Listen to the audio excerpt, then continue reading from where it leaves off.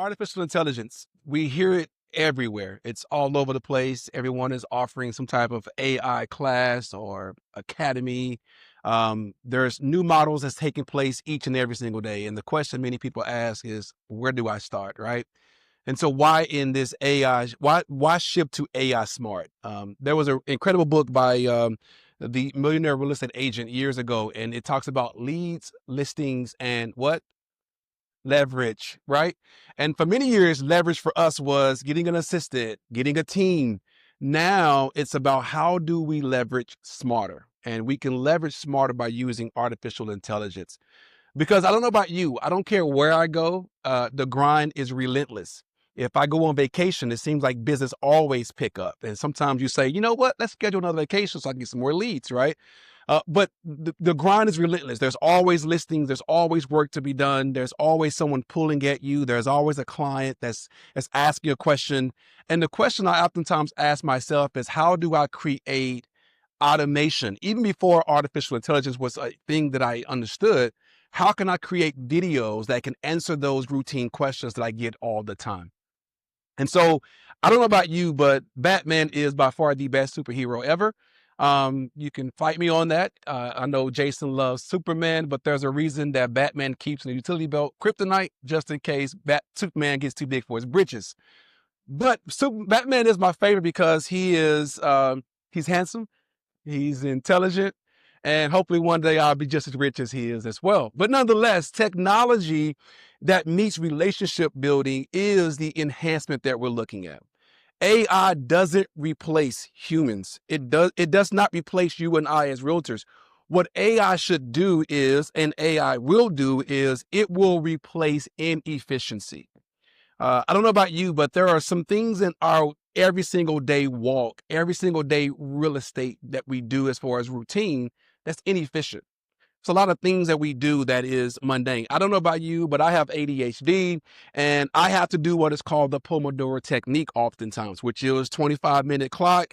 And when that clock rings, I can get up, take a break and go do something, allow my ADHD to get scratched a little bit and then get back into a focused attention type thing.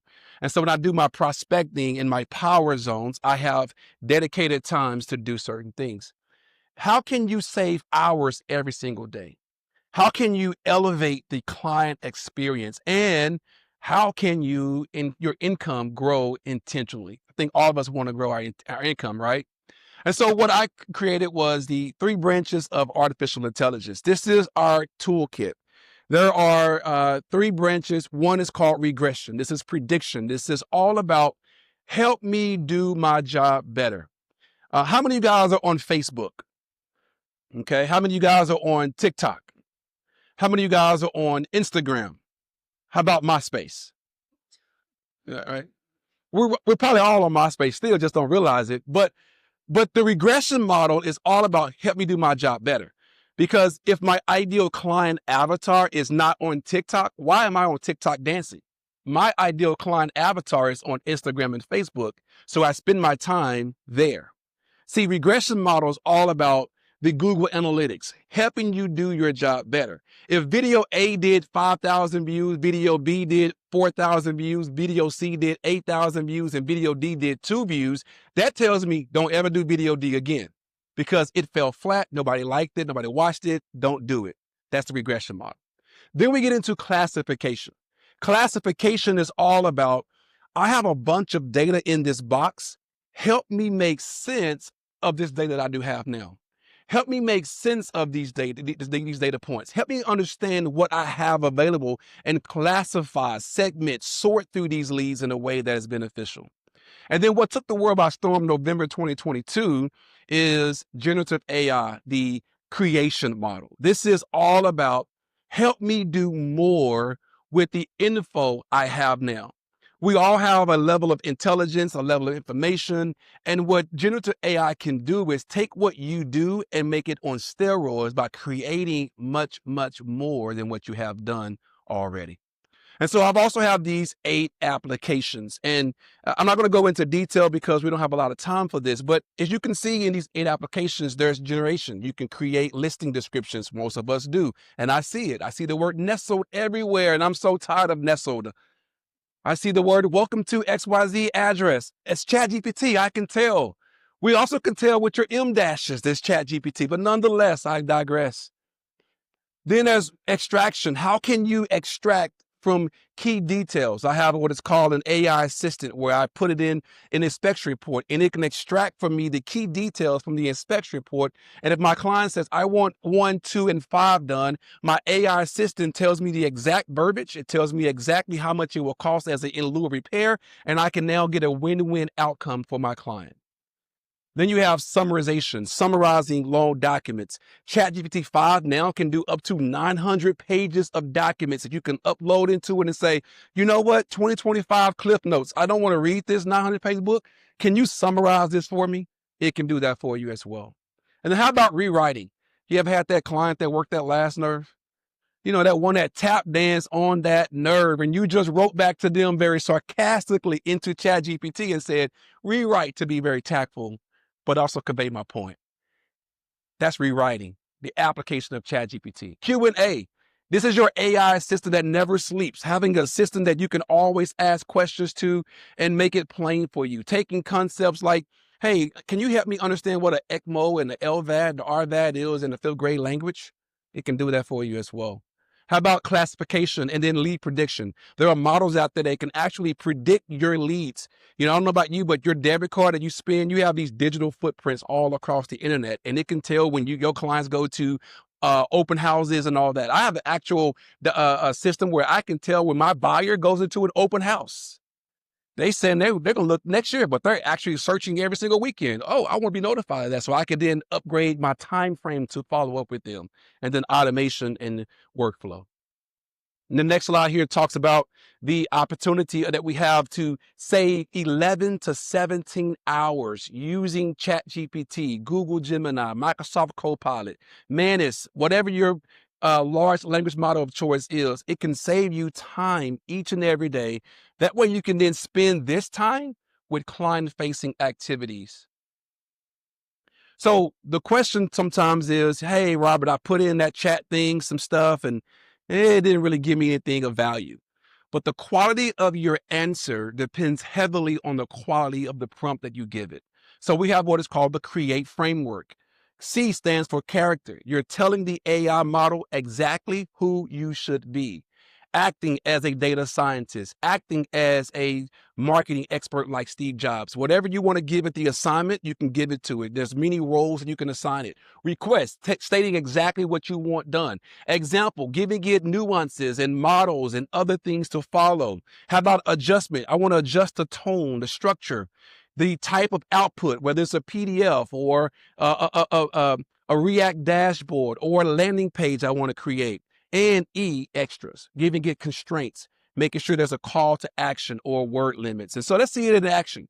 So the anatomy of a high performance prompt is something like this. Instead of just saying, hey, can you create for me a social media post about pickleball? Right? You can then go into the model and say, acting as a real estate agent and social media strategist, I want to understand how to attract local homeowners and selling. The request, create a social media post that educates and motivates potential sellers to list with me. The E to the example, using the style as an example, conversational, friendly, helpful, insight, clear call to action. The adjustment, I want to be confident, I want to be conversational. T, I want to be for Instagram type of output. And then E, the extra, keep it under 150 words. And then you go from vague, ideal to valuable asset. You go from something as simple as a prompt that you most time use and get back a response to something that is more structured and then give you some leverage. So I love to use the Pareto principle in my AI because there's 3 buckets of individuals. There's one bucket that says, I'm not touching that AI stuff. It's going to be the next Skynet. There's another bucket that says, hey, AI do everything for me. I wouldn't do that either because you lose a human touch. But then there's this bucket of people that says, listen, I want to learn how to leverage these tools to be effective. So you know what? Let me use the 80-20 principle, meaning 80% ChatGPT, Google Gemini, Copilot, etc., meaning it does the heavy lifting. It does the brainstorming. I've been writing books since 2014. If I had ChatGPT back in the day, I would have gotten so much more done quicker and faster. You get the first draft, the structure. Then the 20% is all about you. your market insight, your personality, your style, your writing structure, your nuances. You educate it. It's that 10%, 80%, 10%, you making sure that it's also now fair housing compliant. You see, AI gives you the draft, but you give it the heartbeat. So I also have this thing called the ACT framework. It's all about adopting first. It's mindset, adopting the right mindset in using AI. Then you clone. What you mean by cloning, you take what is a repeatable system that is proven and effective, and you allow it to now be used inside your model.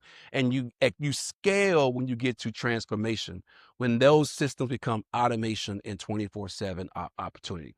You then have your own Batman utility belt that you can pull out the right tool for the right reason, for the right time to effectively communicate what you're trying to communicate and automate all at the same time. You see, AI doesn't replace you. What it should do is it should enhance what you do. And so often we are so overwhelmed that we don't get into the sandbox and begin to play. And here is a few examples. RPR is one of the most slept on resources for this. I use RPR when it comes to understanding data. I don't know about you, but I'm not a data scientist. I don't know data like that. I have a background as a corporate trainer, so I know a little bit about data science. But I can now take the Texas Realtors market viewer, put it to ChatGPT or RPR, create for me newsletters on LinkedIn, etc. So I can be the agent of choice. Hey Jen, Loom, captions, all these other tools that you can use to be effective. But here's the key. It's not just about what you do. You are in charge of your AI assistant. This is your AI assistant, not your AI boss. You verify, then you trust. You always keep fair housing laws in mind, and you protect your client's data. It's the reason why I also encourage you to do the paid version, because they have come out and said if you ever got sued using ChatGPT, Google Gemini, or Copilot, they will pay your legal fees because they believe in it so much that it protects those different things on the paid version, not the free. You have the ultimate edge. You give it the insight, it will then take the bottlenecks that you have and create so much for you. There are so many use cases that you can do that you can automate everything from buyer consultations to listing presentations to whatever the case may be. I use this thing called the Plot AI in my listing presentations. I walk in, we talk about the property. My client tells me the highlights of the property. And then when I leave, I can then transcribe everything, put it into my AI assistant data input form. It puts it into the MLS record automatically just from a conversation. It now populates everything that needs to be into the MLS. And I can then send it to them to sign it. And they're like, how are you so smart, so quick? I'm like, I got systems, right? That's how you use it for your benefit. The future of real estate is here. It's not, coming. It's not down the road. It is now. The question is, are you going to be led by it, or are you going to lead it?